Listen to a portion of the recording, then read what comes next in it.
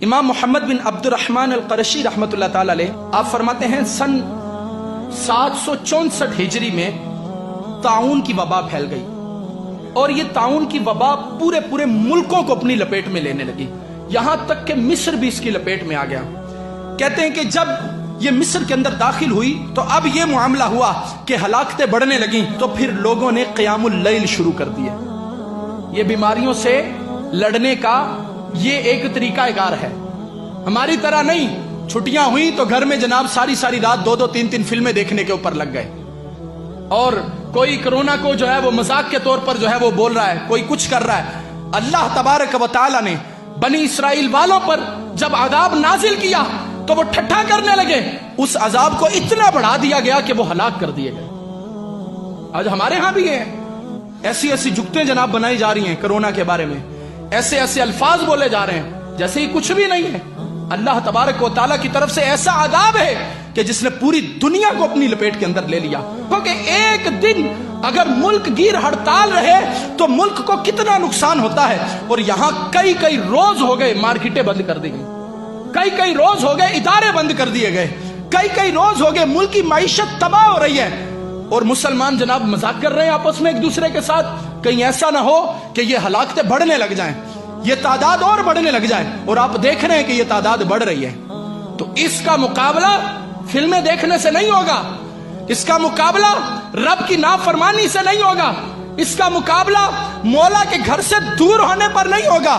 واقعی اگر کوئی اس کا مقابلہ کرنا چاہتا ہے تو آؤ، محمد بن عبد الرحمن رحمۃ اللہ تعالی علیہ کہتے ہیں جب ہمارے مصر میں آیا تو ہمارے مصر کے لوگوں نے راتوں کو اٹھ کر عبادتیں شروع کر دی، اور فرمایا صرف وہ عبادتیں ہی نہیں تھے کرتے، راتوں کو رب کی بارگاہ میں قیام اللیل میں کھڑے ہو جاتے اور صبح اٹھ کر روزہ رکھ لیا کرتے تھے، اور فرمایا پھر وہ صدقات دینے شروع ہو گئے۔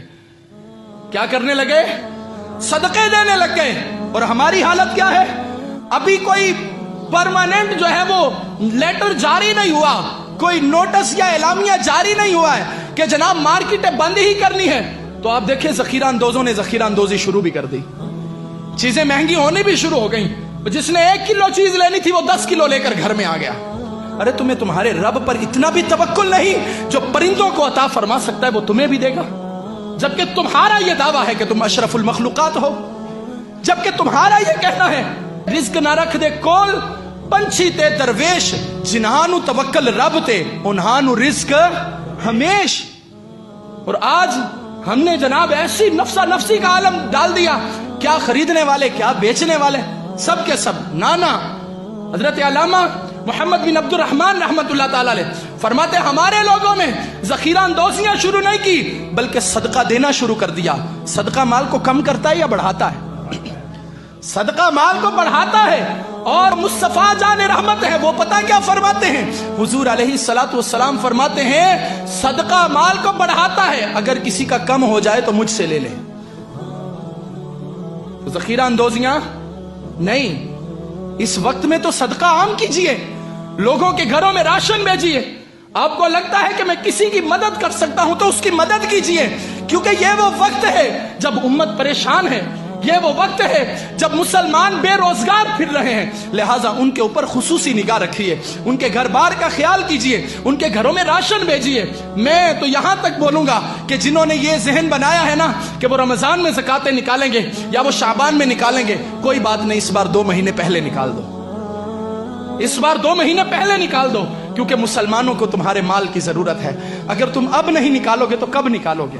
تو ضرورت کے وقت مسلمانوں کی مدد کیجئے۔ فرماتے ہیں کہ ہم نے صدقات شروع کر دیے، اور کہا پھر ہم سب مل گئے اور رب کی بارگاہ میں توبہ و استغفار کرنے لگے، اور ایک دوسرے کو واعظ کرنے لگے، ہم لوگوں کو نیکی کی دعوت دینے لگے، انہیں برائیوں سے منع کرنے لگے۔ کہتے جب ہم نے دیکھا کہ طاعون ہمارے گھروں کے اندر آنے لگا، پھر ہم نے ایک کام کیا جس سے رب نے طاعون کو ہمارے وطن سے بھگا دیا۔ ہم نے یہ کام کیا جب طاعون نے ہلاکتیں ہمارے گھروں کے اندر شروع کی، ہم نے دیکھ لیا ہمارے گھر انسیکیور ہو گئے، ہم نے دیکھا وہ غیر محفوظ ہو گئے، ہم نے اپنے گھروں کو چھوڑا تو رب کے گھر میں پناہ لینی شروع کر دی۔ اب ہم رب کے گھر میں بیٹھ گئے اور عرض کرنے لگے اے ہمارے رب، ہمارے اپنے گھر ہمارے لیے غیر محفوظ ہو گئے، لیکن تیرا گھر وہ ہے جس کو تیرے محبوب نے کہا ہے یہ جنت کے باغات ہیں۔ لہذا مسلمان کے ذہن میں کسی فرنگی کی تحقیق نہیں آنی چاہیے، اس کے ذہن میں مصطفیٰ کا فرمان ہونا چاہیے. ارے جنت تو رحمتیں نازل کرنے کے لیے ہوتی ہے، لہذا جو جنت میں آئے گا وہ نجات پا جائے گا. کرونا کا رونا ہر بندہ رو رہا ہے. صبح اٹھتے ہیں تو سب سے پہلے جناب اپ ڈیٹ چیک کرتے ہیں سٹیٹس، کرونا کی ملک میں کیا صورتحال ہے. میں نے کہا تمہیں کرونا کی تو بڑی پڑی ہے، بتاؤ صبح اٹھ کے فجر کی نماز بھی پڑھی ہے یا نہیں پڑھی ہے؟ کرونا کی بڑی تمہیں فکر ہے کہ کہیں لگ نہ جائے مجھے. ذرا سا کسی کو زکام ہوتا ہے وہ ڈرنے لگ جاتا ہے، پتہ نہیں کرونا تو نہیں آ گیا ذرا سا. بلکہ حکومت والے ہی کہنے پر مجبور ہو گئے کہ بھائی کیا کر رہے ہو، جس کو ذرا سا زکام لگتا ہے ہاسپٹل آتا ہے، کہتا ہے میرا کرونا والا ٹیسٹ کرو، ساری کٹیں ہی ختم ہو گئی. ماں